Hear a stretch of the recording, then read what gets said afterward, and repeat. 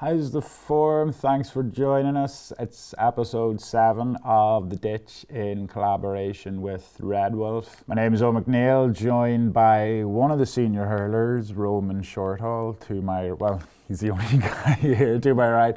We're bereft of Paulie Doyle. He's off on his holidays, but we're going to have him back next week. Hope you're having a good old time of it, Paulie. It's been a great week for me personally. Donegal have taken a scalpel in the Ulster Championship. Derry, supposedly a new member of the Big Three, conceded 4 goals. Mickey Hart made a fool of.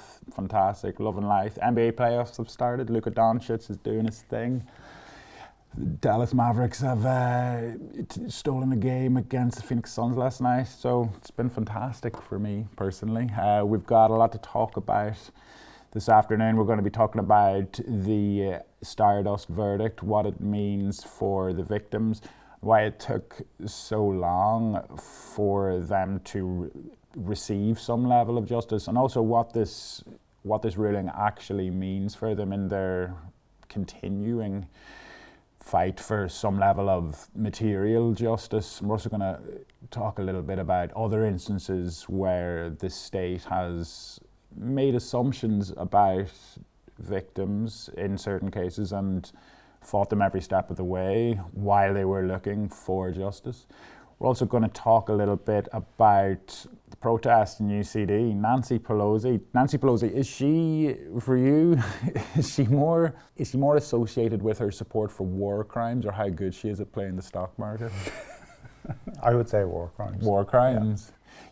Her stock market returns are ridiculous though, and it just so happens that some of these deals may involve some of her work as a legislator and as a public representative. Anyway, she was in UCD at an event sponsored by KPMG, where the president of the UCD Students' Union, Martha Niereda, took part in a one-person protest, and she was assaulted out of the meeting room. Let's call things as they were. We're going to talk about why she was assaulted out in the manner she was by a member of the Guards and compare it to how the Guards deal with other protests, like, say, for example, the protest at Roderick O'Gorman's house during the week. And then lastly, we're going to talk a little bit about the European elections with reference to Stephen Collins, the institution that is Stephen Collins in the Irish Times, who is terribly worried about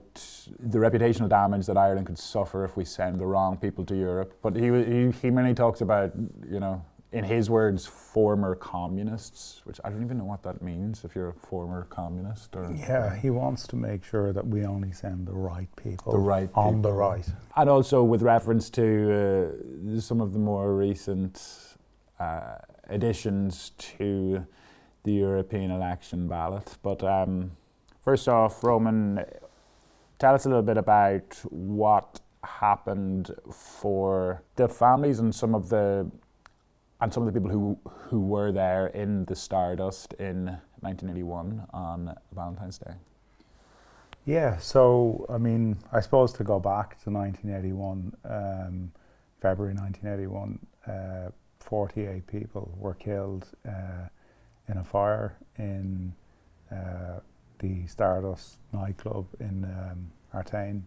To cut a long story short, you basically had a ruling that the fire was maliciously started. The owners got £500,000 at the time. That was the early 80s, so it was a lot of money. And they got that money because of that ruling. Tell us a little bit about who the owners are.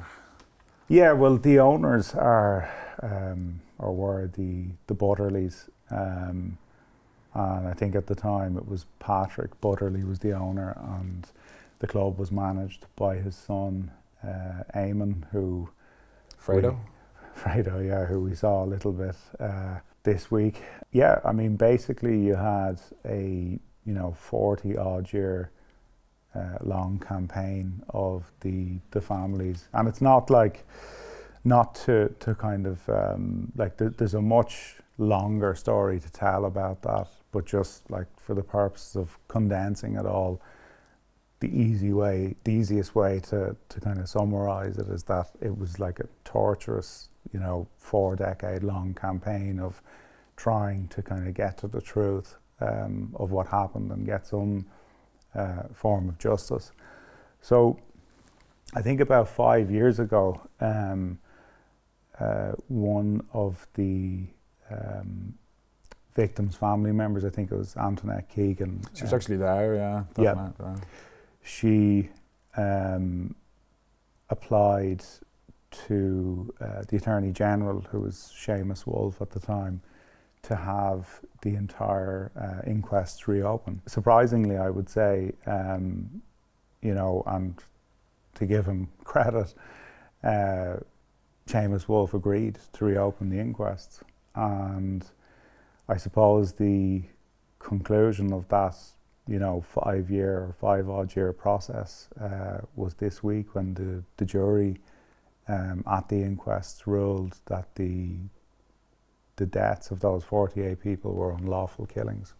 It's also been reported and found that like it's not even just those 48 deaths, people who were, as we now can say and can confirm, that these people were unlawfully killed. There were 25 suicide attempts that were associated with that night as well. To go back a little bit, Fintan O'Toole had a good piece in the Irish Times. I'm actually not like, I think people on the left can sometimes be unfairly harsh on Fintan O'Toole. I like Fintan O'Toole. He is a liberal, and so it's cool if you know what you're getting, yeah, you're not going to be disappointed, And I think when Fintan O'Toole's good, he's very good. I think his piece in the Irish Times, though, it was an interesting one in that it's, again with the caveat, who cares what I think, but it highlighted for me both his strengths and weaknesses, where he said that, look, it's been a 43-year fight for justice, which is still ongoing, and we'll talk a little bit more about how it is going to have to continue on in a sense. But he talked about how a large part of why the victims and their family members have been made to fight for so long is because of what Fintan O'Toole said were assumptions made by the legal profession, the media, and the general public about the victims that were related to where they came from. Artane, a working class area of Dublin. Lynn Boylan was on Virgin Media this week, and she said something along the lines of, this happened in Bonnybrook. Would they have had to have fought for so long if it had happened in Donnybrook? Now, she got a little bit of criticism for that. I think she was completely correct to say that. But in Fintan O'Toole's piece, he was absolutely right to say, he said that it unleashed something, dark and contemptuous in the Irish id for people from these communities. The inquiry held, chaired by Justice Ronan Keane, in the relative immediate aftermath of the fire, it said that it was probably caused by arson, and it was, probably caused by, to put it bluntly, some oiks in the local area, and it suggested that that the arson may have been carried out to distract from a robbery that may have been taking place, at the same time, And he compared it to the Kerry Babies case, where Joanne Hayes was also wronged by the state and had a decades-long fight for justice. But he compared the findings in both of them and said that the judges who presided on them, and I don't know why he said this, he said that they're innately decent, fair-minded and courteous. Why is it important whether they're courteous or not, and why are you kind of giving them that, either giving them, some kind of credit for the decisions that they made, that, and why can't you kind of go, on the one hand, which is, look, for me, it's the downfall of liberalism, where you can say, you can go as far as going, God, I think there might be, some level of, depending on what word you want to use, distrust, contempt for working class communities on the part of the Irish establishment. Maybe the society is run at the expense of people from working class communities, but then the failure then to go, oh, maybe some of the state's institutions are at fault here, Why do you think when the case first came before this inquiry, that someone like Patrick Butterley was given the benefit of the doubt, whereas these communities weren't? Well, I suppose like the Butterleys would have been seen like as upstanding members of the community, just running a decent establishment, and things just went wrong, and sure, it must have been some scumbag lighting a cigarette, or do you know what I mean? That would have been the attitude. That's still very much the attitude, and there's no point in kind of ignoring the elephant in the room in these situations, and that is that you have a judiciary like that is not very diverse. The vast majority of judges, I would say, that we see appointed come from middle or upper class backgrounds and have been privately educated, and that's fine. Like if somebody comes from that background and has been privately educated, but it does influence their thinking and their thought process. And particularly if we go back to that period, I think socio-economic prejudice was probably combined with other things worse then than it is now. Now I wouldn't say it's improved very much, but yeah, and I think that's as well why some people got annoyed about what Lynn Boylan said. You're not supposed to say this stuff. Yeah, you're not supposed to say this stuff, and it's very uncomfortable for a lot of people because it's true. That's why it's uncomfortable. It's like when I wrote when we did our state failures publication, and I wrote a piece on young working class men dying in Garda custody. And I said that one of the gentlemen that died in Garda custody was Terence Wheelock. And I had said that if he'd been from Killiney Hill instead of Summerhill, that, his family might have gotten more attention, or his family might have gotten some justice at this stage. And that is the reality. If Stardust had been in Donnybrook or Ballsbridge, there's no fucking way that the families wouldn't have gotten inquests reopened way before then. And I don't know if we would have gotten the same fucking, whitewash decision that the families got in the early 80s. That's the reality, but nobody wants to discuss that, Just to go back to what you said about Fintan O'Toole, yeah, it's great, a lot of the stuff that he's saying, but as you said, there's this kind of wall where that's as far as you can go.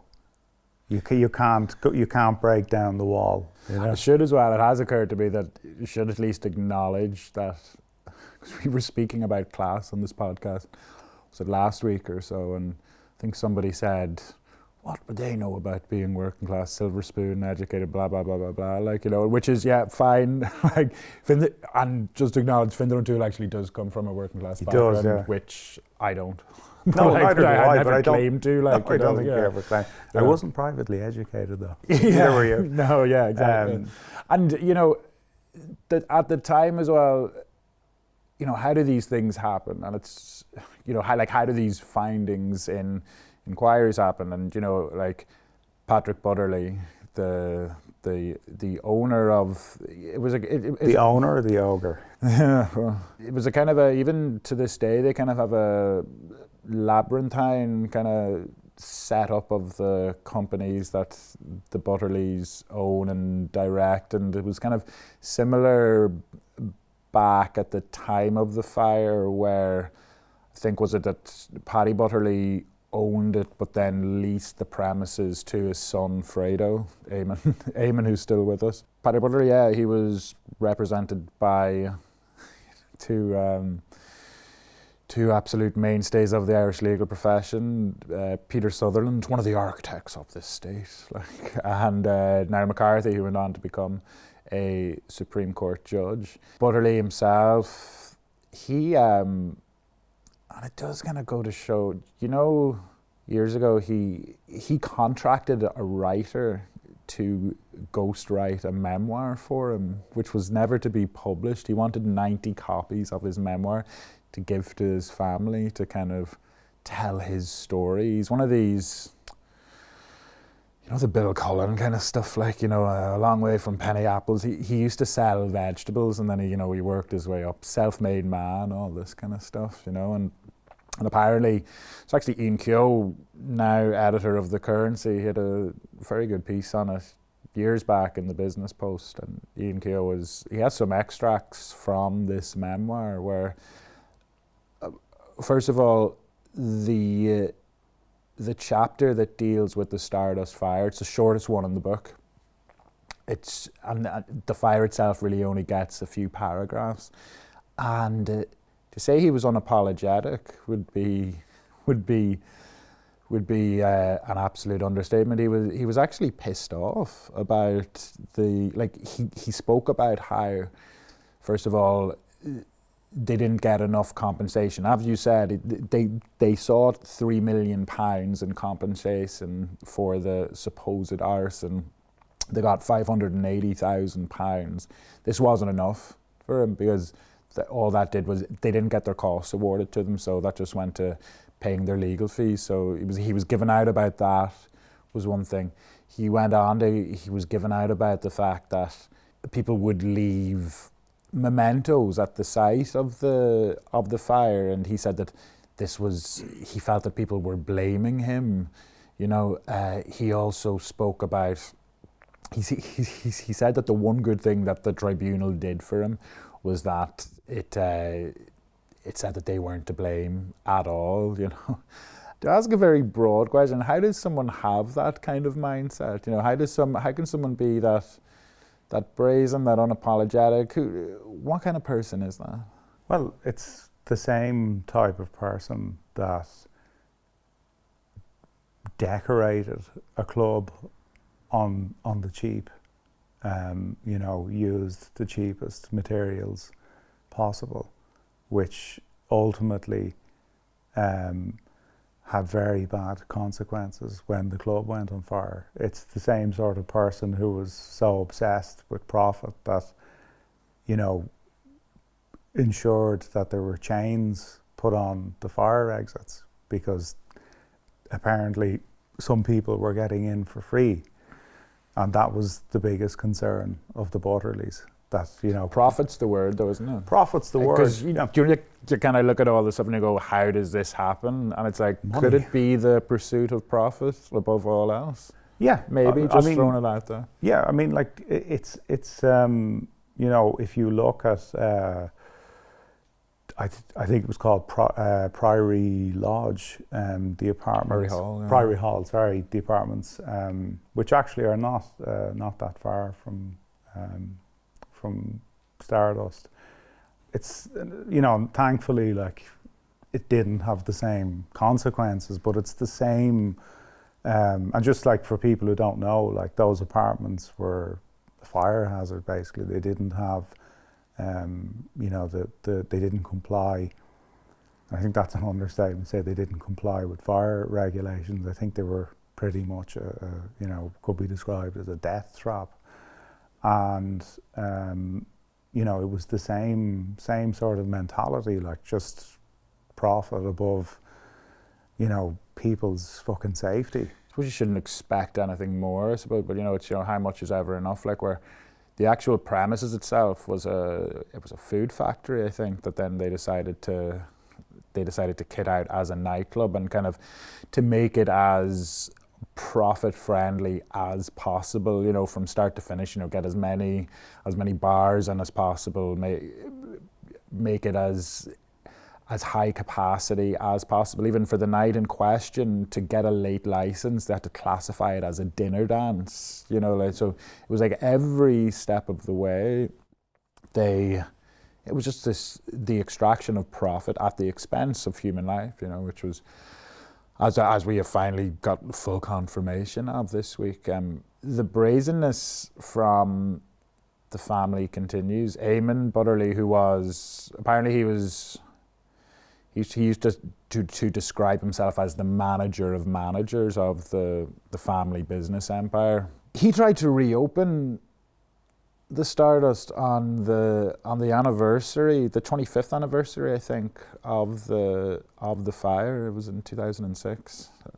Victim families kind of rightfully objected to it, and he kind of quietly shelved those plans. But the Irish Independent, fair play to them, they sent a reporter over to. It's unclear where he has properties in different parts of the world. He's got a property in Malahide, a property in the Irish Independent. They tried to kind of, I'm not sure whether they were trying to protect his privacy or something, but they said that he has a property in something like an area of idyllic beauty or something. I think they suggested that it's an island off the coast of Ireland somewhere, I think. And he spends a lot of time in Tenerife, but an Irish Independent reporter showed up at his house, and a woman who, the Independent said that she refused to confirm whether she was Butterly's partner or not, but she said that she was renting the property. But Irish Independent reporter asked her, you know, does she think that the victims' families deserve an apology? And she literally just said, fuck off. Unchastened, to say the least. What does it mean, though, for victims and their families now that Simon Harris, who's been kind of praised across the board for his apology, he said that the state did the families wrong, that the state apologises without equivocation. What do you think that means for, you know, on the one hand, because to go back, you had the Butterleys who received almost £600,000. Families eventually got some form of redress. I think one family, yes, received 100,000, but on average it was 5,000 to 10,000 each. What does it mean now for people still looking for that material justice? It's hard to say, like, what it means for the families, because, you know, only they know what it means for them. I mean, I'd imagine after that length of time that they feel some sort of relief that the state is putting its hands up and saying, yeah, look, we did wrong here. But I don't think anyone, I don't think the state deserves praise. I don't think Simon Harris deserves praise. Like, an apology is, you know, a fucking bare minimum, you know, and like, if it's not accompanied by, you know, proper compensation for these families, then it doesn't mean anything. You have, you know, Mary Lou McDonald and Lynn Boylan, who both spoke very well about what the verdict means for families and, you know, how long they had to fight for this level of justice. And then, of course, you have, in response to Sinn Féin members speaking articulately and eloquently about what it means for victims, you have this chorus of people going, and what about the IRA? What about what your boys did, you know? While also eulogising what Simon Harris has said in this apology after 43 years and after what the state has done, and missing the point that this is what the state does. It's what his party does as well. You know, Michael Noonan, who's a real favourite of ours, he's my number one Fine Gael bête noire, actually, I've got to say. And what he did to Bridget McCole, a woman from Glenties, who contracted hepatitis C because of a bad blood transfusion, and had to fight the state every step of the way. The state effectively tried to pay her off and give her compensation while refused to admit fault and refused to investigate how this mistake actually occurred. And Bridget McCall said, no, I'm going to fight, and I want some level of actual justice here. And Michael Noonan, as health minister at the time, his response to that was, okay, well, she's first of all not going to be able to claim anonymity. She's going to have to use her real name in pursuing the state, and we're going to fight her right up until she was on her literal deathbed before she finally got what she was seeking. And that's how the state treats these people, particularly people like Bridget McCall and people like the Stardust families. It's all right, if you want to take us on, we're going to fight you every step of the way. We're going to get our lawyers in, which is, I presume that's going to be the next step of, the state has suggested that there is going to be a full redress scheme, but, you know, Peter Sutherland's equivalent and counterparts now will be coming in to go, all right, how do we get these costs down? People don't make that link between, people just see Simon Harris acting like a statesman and go, isn't he great? Yeah, I mean, and it as you said, like it is, that's what the state does. Like it doesn't say sorry until it's completely fucking backed into a corner. Like that's, like, we're talking like 43 years later that they're saying sorry. Like, I don't know how anyone can kind of like accept that as nothing more than, you know, this is as far as we could take, you know, not apologising to people. We've taken it as far as we can. We've gotten this verdict. We have to say sorry. We've no choice now. Like, politically, like, it would look bad if we don't. That's all it is, like. But of course, it's fantastic because Simon Harris said. To stay on the theme of state and intrusion on the people of Ireland, this week, Nancy Pelosi, US Democrat congressperson, was in UCD gala dinner in O'Reilly Hall to celebrate her public service, sponsored by KPMG, which I would love to know the details of what that sponsorship entailed. You know, Nancy Pelosi, who is, without fail, she and her husband Paul, they beat the stock market by about 70% every year. You know, he's an investor himself. Nancy Pelosi is a war criminal. Yeah, shrewd investor and war criminal. You know, this is someone who, she actually voted against the Iraq war, but voted to keep funding it at every step of the way. And now she offers her, well, I would say, arguably unqualified support for Israel's war crimes. She's a genocide consultant now, isn't it? Yeah. And she's like a single issue politician as well. Well, apart from, she loves Israel and she hates Trump. This is, a really important moment for American democracy. But she and her partner are worth, it's in the hundreds of millions, and her husband exercised call options, basically shorting Alphabet just before a big antitrust case was being taken against Google. Like the Pelosi's made a bunch of that.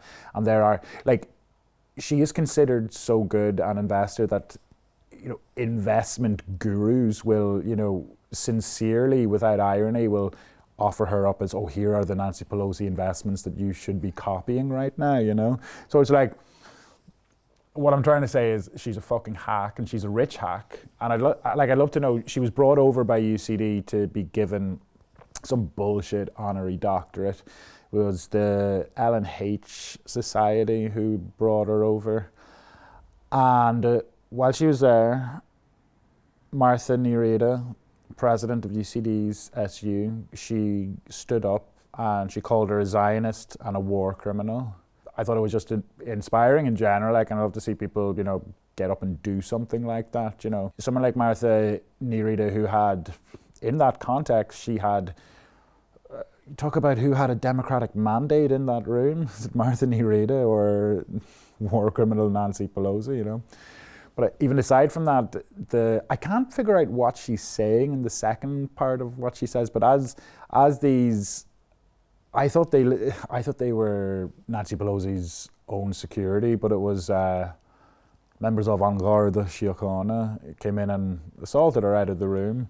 But as you're saying, very like, brave of them. Yeah. They're brave boys in blue. But I thought, her tone in the second thing of what she said was very slick. I thought she was like, "Come on, man, what are you doing here?" Like, you know. She gets up and she says in this room, while this war criminal, this hack US politician is there, and she gets up and says, "You're a Zionist and a war criminal," which is true.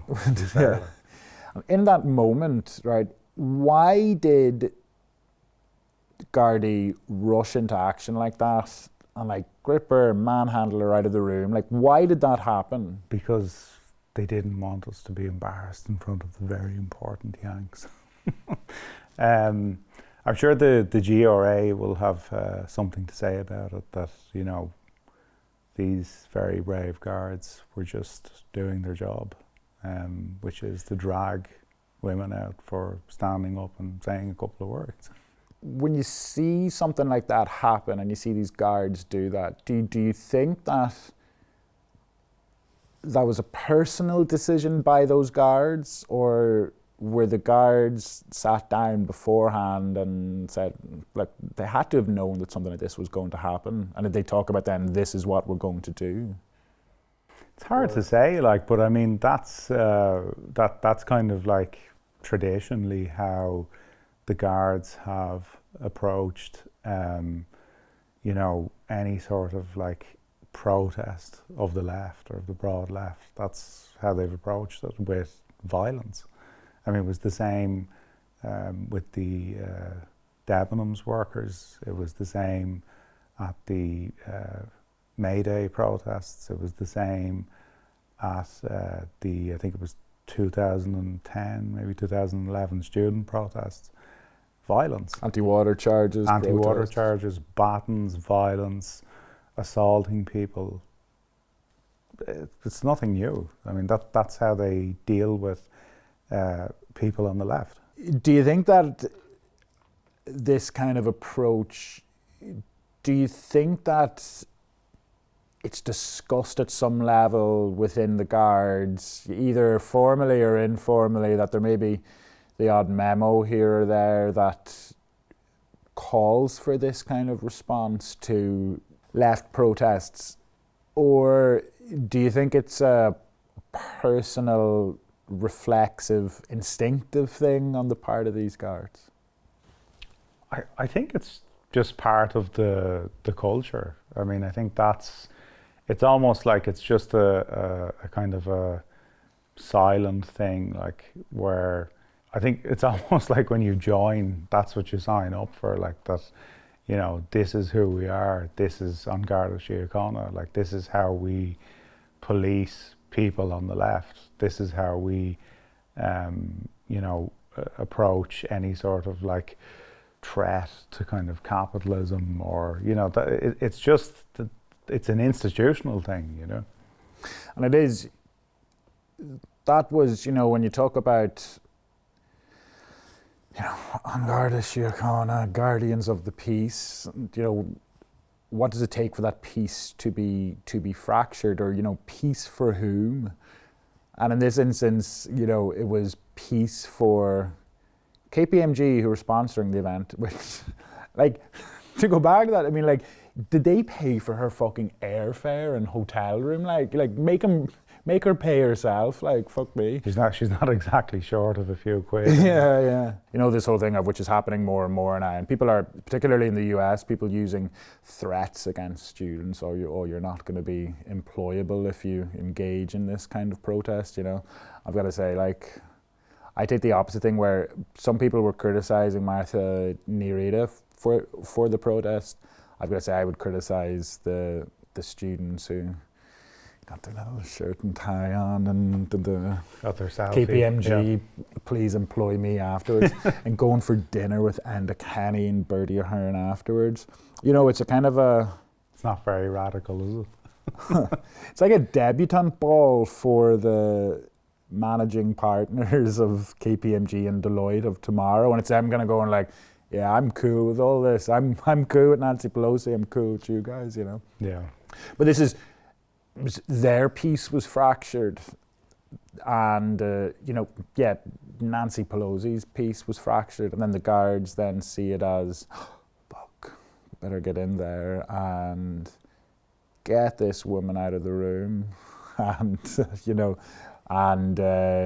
drag her out of the room. Like, yeah. I mean, only a court can decide, you know, whether it was assault or not. But like, I don't see like what lawful excuse there was to manhandle her like that. She wasn't given a warning or said, look, you know, will you cut it out and come on outside? There was no gentle pat on her shoulder or anything. I mean, actually, if you look at what's going on in the UK at the moment with the Met Police and Gideon Falter, I think his name I love is, that guy. You know, the guards talk about, like, the GRA were talking about, like, oh, like, we don't know how to deal with, you know, how much violence we can use, or, you know, when should we use violence? But like that interaction is a perfect example of, you know, criticism of the police aside. I think that interaction between that police sergeant and Gideon Falter was a perfect example of how police should deal with situations like that. But here you just had these pig-headed guards just run in and, you know, no sort of like, come on, like, let's, you know, cut it out, just fucking dragged her out. Just, you know, fucking know that those guards were going home to their wives. Oh, sure, had to drag a fucking idiot out of the room. Yeah. You know, like, and to be honest, I don't particularly like, I don't like speaking in kind of melodramatic terms, believe it or not. I don't kind of like moralizing about things, but I actually did find the scenes just disgusting. And like, you talk about who had a mandate in that room. She's the president of the SU, like, and, you know, people can sneer at student politics all they want, like, but she put herself up for election and she was there representing students, many of whom would feel the same as her, and she just, like, to be assaulted out of the room like that. I don't think it's a criminal offence to stand up and fucking speak at an event, you know. And, you know, personally as well, I do think, you know, symbols of a democratic deficit, where I do think that if you go around the people of Ireland and ask them, here, what do you think of Nancy Pelosi? You know, what do you think? Do you think, to use, you know, the L&H Society's words and KPMG's words, do you think, you know, she's led a life of just unparalleled public service and should be rewarded for such? Or do you think she's a grifting war criminal? And like, well, you know, to speak in very binary terms here, you know, do you think that the people of Ireland would agree more with the sentiment that exercised Martha Ní Riada more than the sentiment that exercised the careerists and genuflectors in UCD and KPMG, but yet the guards went out of their way to protect those people? As they always do, you know, like that's their job. But it is, though, it's inspiring. I just love to see it. I love to see Laszlo Malnárfi in Trinity as well, the president of the SU there. He's there's a certain radicalism in both in Trinity and even in UCD. I remember, like, fair play to Martha Ní Riada. Like, I remember years ago when I was in UCD, like Antonín Scalia, you know, the Supreme Court Justice. He came to give a talk in UCD, and again it was the L&H were holding it, and I kind of said, fuck it.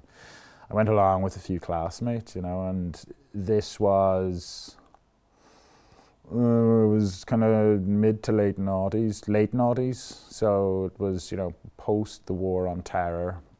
Public sentiment wasn't great as far as the US went, and also, you know, I would have associated Scalia with his role in the election of George W. Bush, where Scalia was appointed to the Supreme Court by Ronald Reagan, so a mate of George W. Bush's idol fella, basically, appointed there, and he was known for, he was Mr.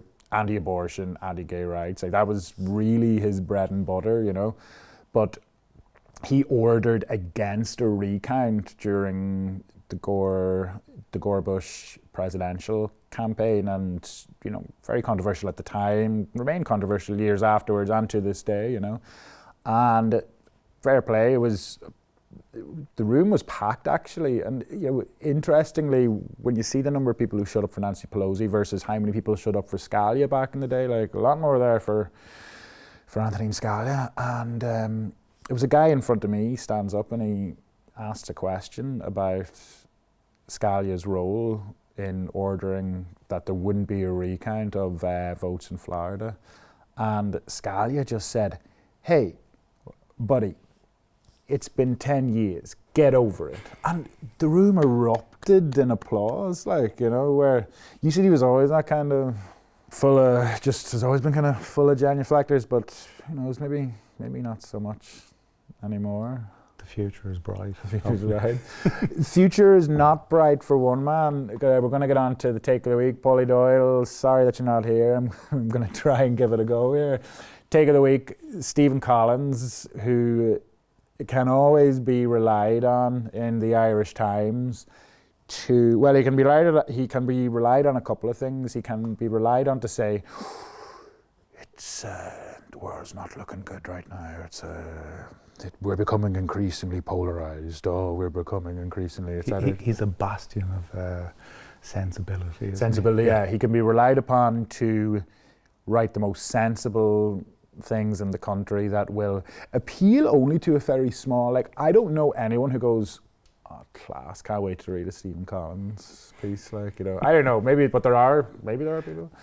And he can be relied upon to write the same column over and over and over again.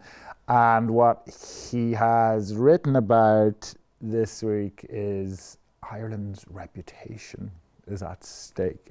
Is at stake here on a European level if we send the wrong people to Europe. And he's talking mainly about Mick Wallace, Claire Daly, Luke Ming Flanagan, and Chris McManus, actually, the Sinn Féin. Yeah, that was kind of his wild card, wasn't it? And he described them as former communists, which is like, are they former? Yeah, I think was he talking about the group that they're a part of? Oh yeah, the left group. Mainly that former communists. Yeah, because I don't think Mick Wallace is a former communist. He's a former property developer. Yeah, very typical Stephen Collins stuff. We've this big threat hanging over us, whether it's Sinn Féin or Claire Daly or people like that, and we need to do the sensible thing. We need to clone Mairead McGuinness and just vote for Mairead McGuinness and get loads of Mairead McGuinnesses over to Europe. Though, what's the one problem for people like Stephen Collins is that Stephen Collins wants a load of, as you say, Mairead McGuinness's or Maria Walsh's, but how much it cost Fine Gael to bring Maria Walsh to us? I think she was expensive, wasn't she? 200 grand. This is how much it cost to get her elected. And go over there and just be a body in the EPP to go, yeah, I'll vote along with the EPP, which is kind of all she does. She's been on the same buzz as Stephen Collins. She's been, she gave an interview with the Irish Independent, and you kind of read something and you go, yeah, okay, this is grand, but what do you actually believe? She had that, that campaign video, if you're like me, you remember things like Tamagotchis and the Spice Girls. She's never really progressed beyond that, where all she said was, again, she was like Stephen Collins. In fact, Stephen Collins might as well have just transcribed what Maria Walsh said in this earlier interview, where we should be worried about polarization. We should be worried about MEPs who aren't, fully committed to the European project. we should be worried about Ireland's reputation on the global stage, etc., etc., etc. And which is fine. They're all worried about that kind of thing, but it's going to cost Fine Gael and or Fianna Fáil a lot of money to give us more of these identikit, don't believe in anything MEPs like Maria Walsh. I just think, like, when you look at someone like Maria Walsh, who, like, really has achieved fuck all, like, and has never really... She voted with the far right to not save migrants and who were lost in the Mediterranean Sea. That was, she achieved that. As did Mary McGuinness. That's her greatest achievement. Like, just the fucking balls on these people, like, to have a go at someone like Luke Ming Flanagan, like, who has done a lot more than they'll ever do. You know, has made a lot more noise about things. You know, like, these people like Maria Walsh, they're never going to, you know, as we saw, like, when Luke Ming Flanagan had a go on Garda Síochána, you know, and people, I think Maria Walsh was one of the people to jump on that, or maybe it was Colin Markey as well, maybe another Fine Gael MEP. Like, you know, they're never going to, you know, raise the issue of whistleblowers, or, you know, that's not what they're there for. I mean, and that's what people like Stephen Collins wants, is like people like Maria Walsh who don't make any fucking noise and, you know, wear the green jersey, shut the fuck up, and just, you know, everything is great, Ireland is great, the EU is great. That's the sort of people he wants us to elect. One of his problems with Luke Ming Flanagan was that he wrote in the piece that Ming supported Brexit, which was all right. And his other problem with Mick Wallace and Claire Daly was, you know, that Naomi O'Leary piece about how Mick Wallace and Claire Daly were very popular in state media over in places like China. Which used to employ me. Some people are guilty. I think Simon Coveney was popular as well, though, wasn't he, in China? Oh yeah, Simon Coveney, big man in China. Yeah. I don't think he had a nickname though, like Mick Wallace. The Golden Line or something. The Golden Line. But it was kind of a little bit revealing in that, you know, Collins said that Mick Wallace and Claire Daly, they pop up a lot in Chinese state media, where I think the words you used was, you know, they're shown as endorsing regime views, you know. Almost implicit in what he's written there is that, all right, well, all of the people we elect should reflect the Irish regime view, which is that we're good Europeans, wrap us in the starry blue and yellow, and let's continue doing what we're told to do by Brussels. And like, he doesn't have any sort of, like, he's the type of person that is very, like, you know, democracy is a threat, but there's no self-awareness when he writes these pieces where he's basically, you know, saying that, criticising people who have exercised their democratic right to elect Claire Daly and Luke Ming Flanagan. Like, he's saying, well, you shouldn't be doing that. You should only be voting for one type of person that I fucking like. You know?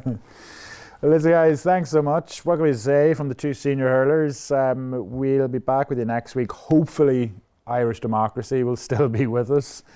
I hope it is. If not for anyone else, but for Stephen Collins, we'll chat to you then.